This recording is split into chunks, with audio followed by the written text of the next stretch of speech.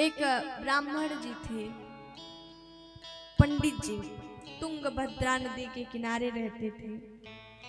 उनका नाम था आत्मदेव। उनकी एक पत्नी थी जिनका नाम था धुंधली।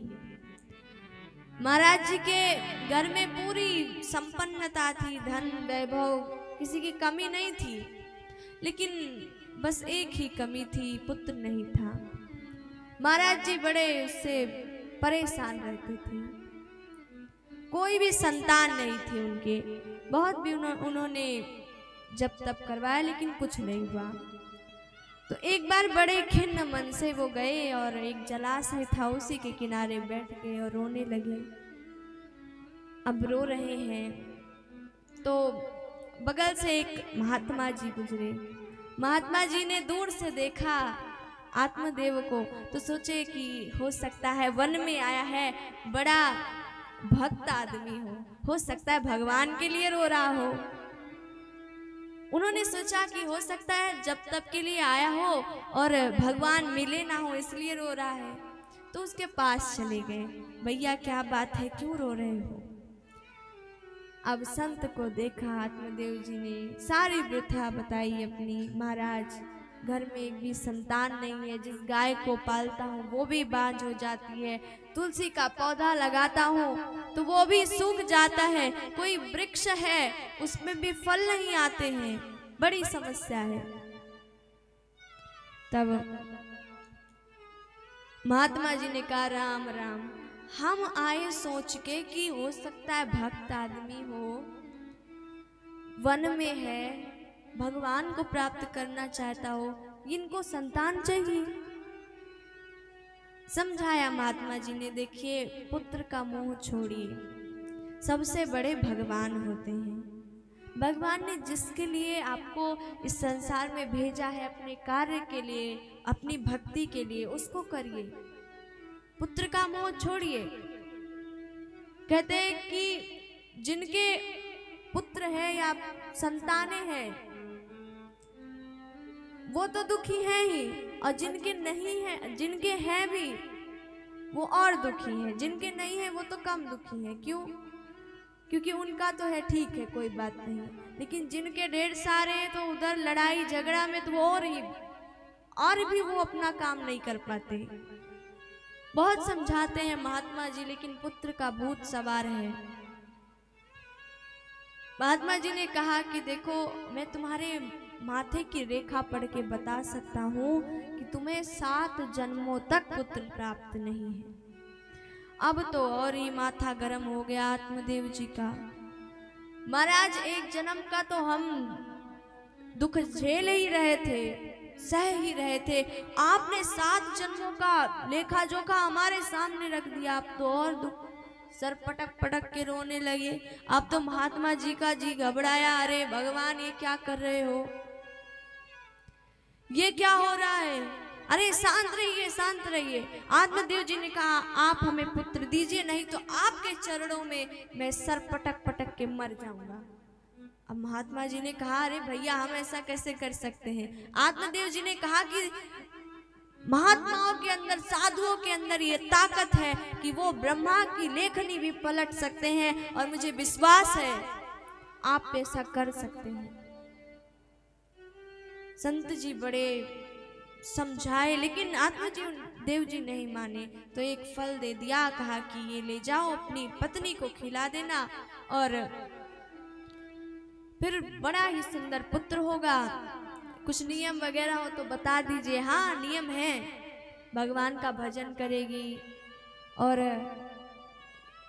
भगवान की भक्ति करेगी, एक समय भोजन करेगी, ये थोड़े मोड़े नियम है। अच्छा ठीक है महाराज, बस आत्मदेव जी का काम बना, तुरंत फल लेके भागे भागे आए। अच्छा, धुंधली जी बड़ी कुटिल थी, आत्मदेव जी बड़े सीधे साधे, लेकिन धुंधली जी ऐसी कि जब तक 2 घरों में लड़ाई करवा न दे तब तक उनको शांति नहीं मिलती थी। महाराज उस घर पे जाती, अरे ये देखो तुम्हें क्या बोल रही थी, तो बोले अच्छा ये बोल रही थी, अरे हाँ हाँ मैं होती तो ये करवा देती, तुम इतनी शांत हो, तुम इतनी सीधी हो, अगर मुझे बोल रही होती ना पड़ोसी तो मैं उसको ये करवा देती, ये बता देती, वो बता देती, तो अब माथा खराब चढ़ा देती, तो दो घरों में लड़ाई हो जाती और वो बढ़िया सुखपूर्वक लड़ाई देख लेती। अच्छा ये भी बताती, मेरा नाम मत बताना कि मैंने बताया है, तुम्हें बड़ी पक्की सहेली जान के बता रही हूँ। तो जब तक दो घरों में लड़ाई ना करवा दे तो धुंधली का भोजन नहीं होता था। बड़ी कुटिल थी और लेकिन घर वर के काम में भी निपुण थी, एकदम चालाकी से क्या करना है क्या नहीं सब बढ़िया से। महाराज ले आए आत्मदेव जी, फल दे दिया। अरे सुनती हो, एक फल लाया हूँ, लो खा लो। फल लाए हैं। माताओं को तो फल के नाम पे पता नहीं क्या हो जाता है। अभी चाट टिकिया आए तो बढ़िया खुश हो जाता है दिल की क्या बात है। और कह दे लो केला खाओ, सेब खाओ, ये चाउमीन चाट नहीं खाना, तो क्या कहेंगी, हाँ पैसा बचा रहे थे अपना ना। तो अब धुंधली बोली, इतने सारे फल पड़े हुए हैं, तुम अब कौन सा नया फल लेके चले आए। अब आत्मदेव जी ने कहा, अरे ऐसा वैसा फल नहीं है, इसको खाओगी पुत्र होगा। अच्छा पुत्र होगा, ठीक ठीक महाराज आप जाओ, मैं नहा धो के बढ़िया पूजा पाठ करके पालूंगी, भगवान को भोग लगा के। आत्मदेव जी तो बेचारे सीधे साधे चले गए। अब धुंधली ली उस फल को और बगल की पड़ोसी आ गई। अब उस फल को रख के और बढ़िया वार्तालाप हो रहा है। बोल रही है, अरे सखी सुनो, ये फल एक महात्मा जी ने मेरे पति को दे दिया और कहे इससे पुत्र होगा। तो पड़ोसी बोली, अरे खा जल्दी, फिर क्यों देर कर रही है। तो बोल रही, नहीं नहीं विचार कर रही हूँ, अगर पुत्र हो गया तो क्या हो गया। कहती क्या होगा। अरे देखो अगर खा लिया और सचमुच गर्भवती हो गई तो खाना पीना छूट जाएगा। हाँ वो तो होगा, तो मैं तो मर जाऊंगी बिना खाए पिए। अरे कोई नहीं मरता। अच्छा मान लो खा लिया तो चल फिर नहीं पाऊंगी ज्यादा। हाँ वो तो चल फिर तो नहीं पाएगी, तो मैं और सबके घर जाऊंगी कैसे, मेरी इतनी सखी सहेली हैं। अरे तुझे जाना कहाँ है, तू घर में आराम करना ना। नहीं फिर भी दिक्कत है। क्या दिक्कत। अगर गांव में आग लग गई तो सब तो भाग के किनारे हो जाएंगे और मैं बीच में मारी जाऊंगी। सखी बोलती, क्या आप सगुन बोलती है। अरे ऐसा कुछ नहीं होगा, तू खा ले। अच्छा लुटेरे उटेरे आ गए तो भैया मैं तो भाग भी नहीं पाऊंगी। अच्छा मान लो ये सब नहीं हुआ तो कहती है काम धंधा भी नहीं कर पाऊंगी, काम तो नहीं होगा मुझसे। सखी बोलती, हाँ वो तो है, काम धंधा नहीं कर पाएगी घर का। अरे कोई बात नहीं, अपनी ननद को बुला देना, क्योंकि ननद आती है जब कुछ घर में पुत्र पुत्री होती है तो कुछ ना कुछ देना रहता है। तो 4 महीना पहले से ही बुला के खूब सेवा करवा लो, खूब बढ़िया से आदर सत्कार करवा दो, और जो उसका बदला हो जब संतान हो तो दे दो।